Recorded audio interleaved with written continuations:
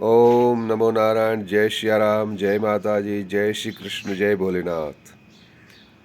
आज हम अपने आश्रम से बहुत दूर काठियावाड़ में टसा के बाजू में है और वहाँ से हमारे नित्य क्रम के अनुसार आपको एक हरिरस का दोहरा का गान करके उनका अर्थ मेरी मति थोड़ी सी है, इनके अनुसार मैं आपको समझाने की कोशिश करूँगा।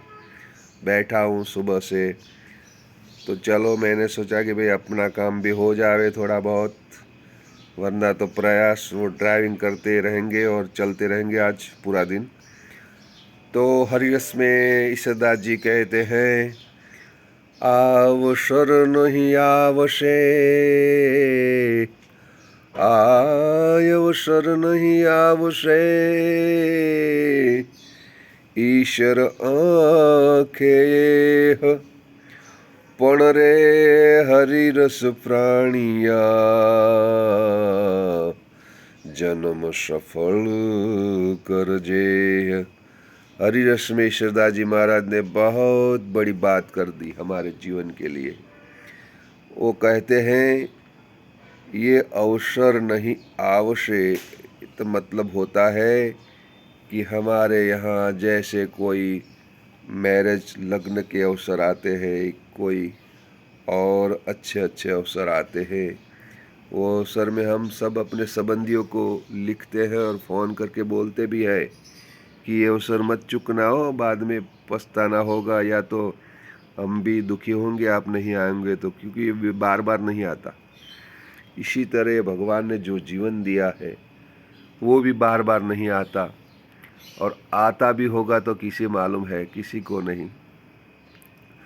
लेकिन जो है उनका तो उपयोग करना चाहिए। ईश्वरदास जी कहते हैं इस अवसर को ही अपनी बड़ी तक समझ के, अपॉर्चुनिटी समझ के, बहुत परमात्मा का भजन करके, उनमें एक जो पंडितों ने जो शास्त्रों है उन्होंने जो अपना वो अर्थघटन किया हो, लेकिन मैं उस मेरे मति के अनुसार ईश्वर आँखें ए है, मतलब ये आँख से जो देखने वाला है, जो तक है वो दिखती है, वो सामने है और पूरा जीवन है, अपने को दिखता है कि हमारा जीवन है कुछ।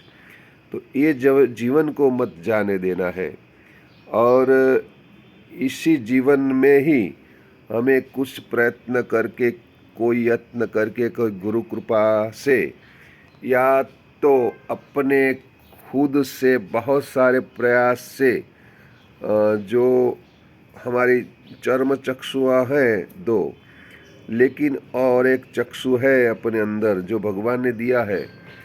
जैसे हमें परमात्मा ने बनाया तो हमें बहुत सारी सुविधा कर दी है, सुनने के लिए कान, देखने के लिए आँख, बोलने के लिए मुंह, जीभ, ये सब कुछ दिया है।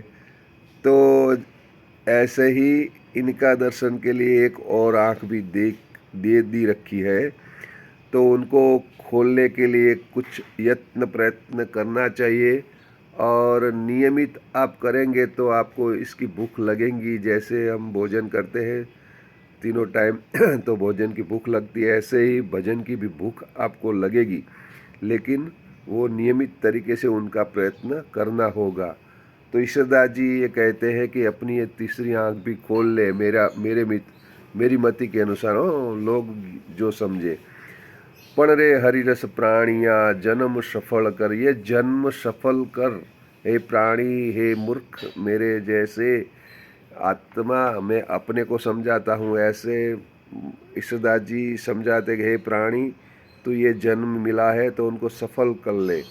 वो बहुत ही संत लोग कहते रहते हैं, हम सुनते रहते हैं, हाँ हाँ करते हैं, हो कुछ करते है नहीं।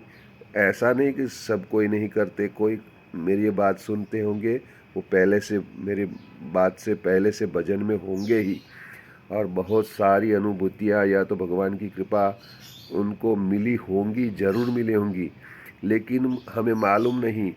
कई ऐसा आत्मा है, हर गांव, कोई गांव ऐसा खाली नहीं जहां कोई पवित्र आत्मा नहीं रहता मेरे हिसाब से।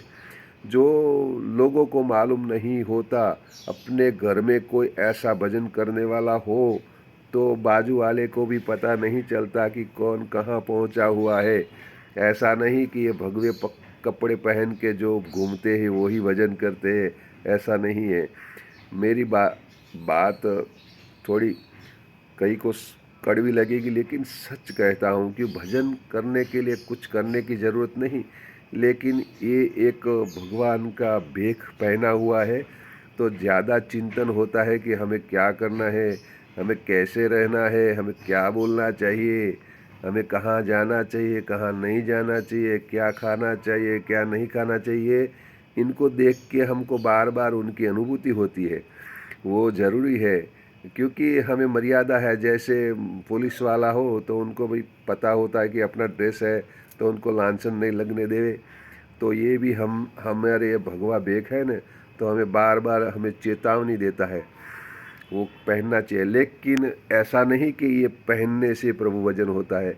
इसमें कैसे कपटी लोग भी होते हैं जो जगत को ठगते भी है और पैसे भी इकट्ठे करते हैं। मैं ये भी नहीं बोलता, आप जो लोग हमें कोई बख्शिश करते भी है या तो कोई हमें दक्षिणा देते भी है तो हम सही कार्य में लगाते हैं, ऐसा नहीं है। नहीं देना चाहिए, नहीं लेना चाहिए, ये भी बात नहीं। मेरी बात ज़रा समझने में कठिन होगी, क्योंकि ऐसे तलवार की धार जैसी इसी भी तरफ मत जाना, इसी तरफ भी मत जाना, सीधा चलना। लेकिन वहाँ जहाँ जरूर पड़े तो विवेक बुद्धि का अवश्य उपयोग करना। तो आज के ये मैं बाहर रह के फिर भी आपको मिला हूँ, क्योंकि यहाँ एक जगह में बैठा हूँ, बाहर हूँ। और पूरा दिन कल मैंने प्रवास किया था, आज भी करूँगा। फिर कहीं वो ऐसे ही जाके आपसे कोई सत्संग करूँगा या तो कोई देव दर्शन करूँगा तो आपको वीडियो बताऊँगा। ओम नमो नारायण। आप सभी का कल्याण हो, आप सुखी रहे, खुश रहे, मौज करे। जीवन प्रभु ने दिया है, कभी दुखी मत होना। जो आए परिस्थिति उनको मुकाबला करना ही जीवन है।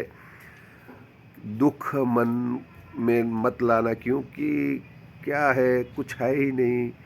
आए और गए, और बीच में जो समय रहे वो तो लड़ने का काम ही करने का है। तो मैं ये इसलिए बोलता हूँ कि जीवन है ना, तो मौज से जियो। परमात्मा ने दिया है ये अवसर, नहीं आओ से ईश्वर आंखें ए। तो ये अवसर मत जाने देना, प्रभु का भजन करना। ओम नमो नारायण। जय सिया राम। आप सभी का कल्याण हो। जय सीताराम।